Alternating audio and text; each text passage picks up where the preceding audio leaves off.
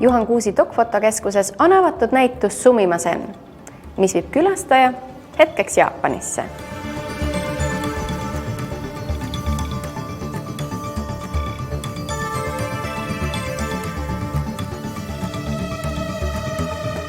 Minu tööd siin näitusel on pildistatud kahe erineva üsna pika reisi jooksul, millest ühe ma olin ainult Tokyos ja teise ajal tiirutasin rohkem mööda Jaapanit ringi. Ja tänavafotograafina ma muidugi püüdsin seda meie aja Jaapanit tabada.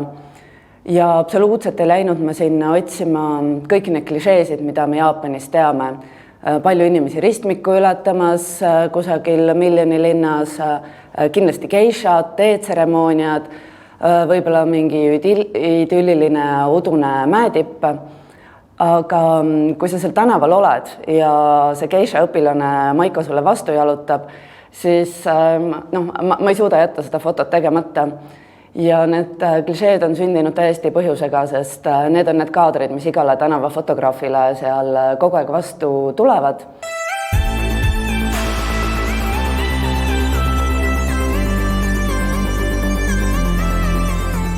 Kas sinu meelest see ühisnäitus annab see selle tervikliku pildi, et kas me siin ringi käies me saame vaatajana selle aimduse, et milline see Jaapan on? Kindlasti igaühele näitab see Jaapan seda nägu, mida ta sinna otsima läheb, sest neid võimalusi on nii palju, et kes läheb sinna gurmaanina, leiab üles fantastilised restoranid, turud, toidutänavad ja võib-olla ei näe seda surnuaedade vaikust.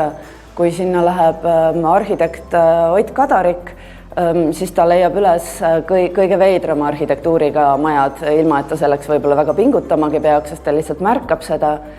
Ja mind väga köidavad inimesed, kes elavad minuga samal ajal ja see mitmekesisus tuleb Jaapanis, see lihtsalt jookseb sulle sülle.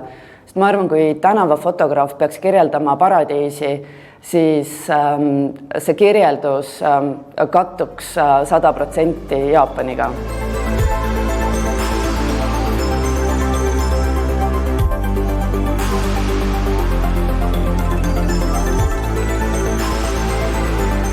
Kristel, räägi palun, kuidas see näitus on koostatud?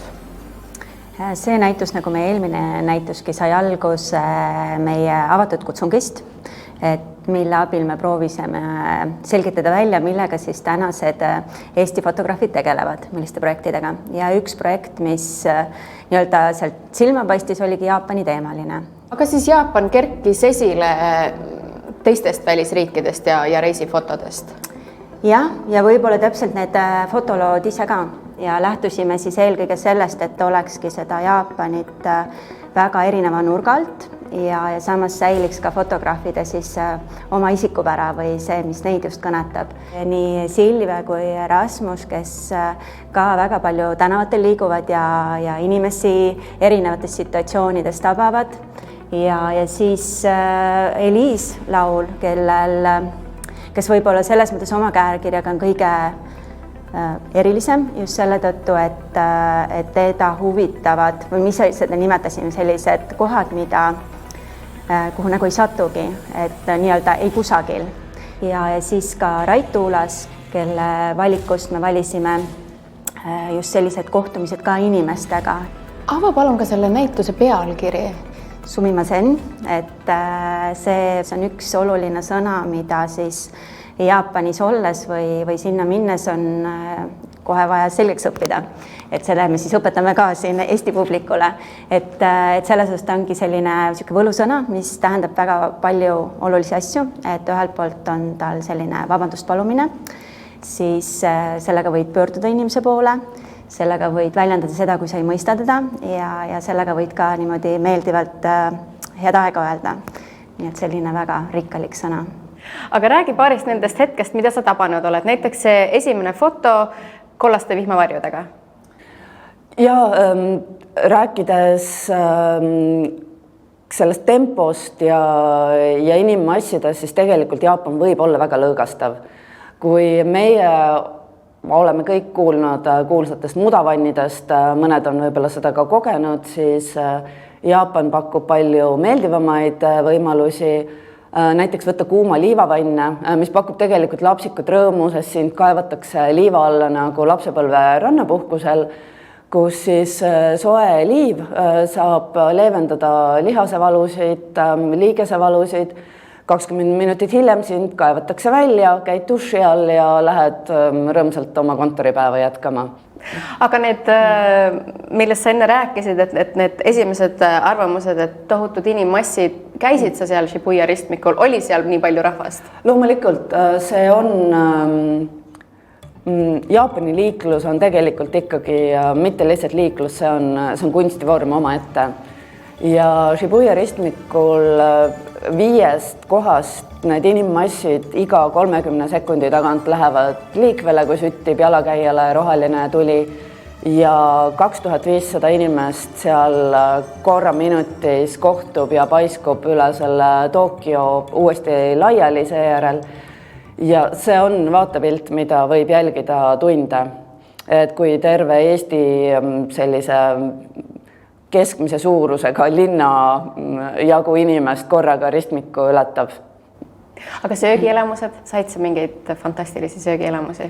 Absoluutselt, Jaapan ei ole põhjuseta gurmee reisijatele üks lemmiksihtkohti ja ta on täiesti kummaline, meeldivalt kummaline maa selles osas, et nii tänavatoit kui tipprestoranid on ühtviisi väga head. Külastaja, kes ei ole ise Jaapanis käinud, mis sa arvad, mis tundega ta siit lahkub? Ta lahkub tundega, et ta läheb neid lennupileteid broneerima.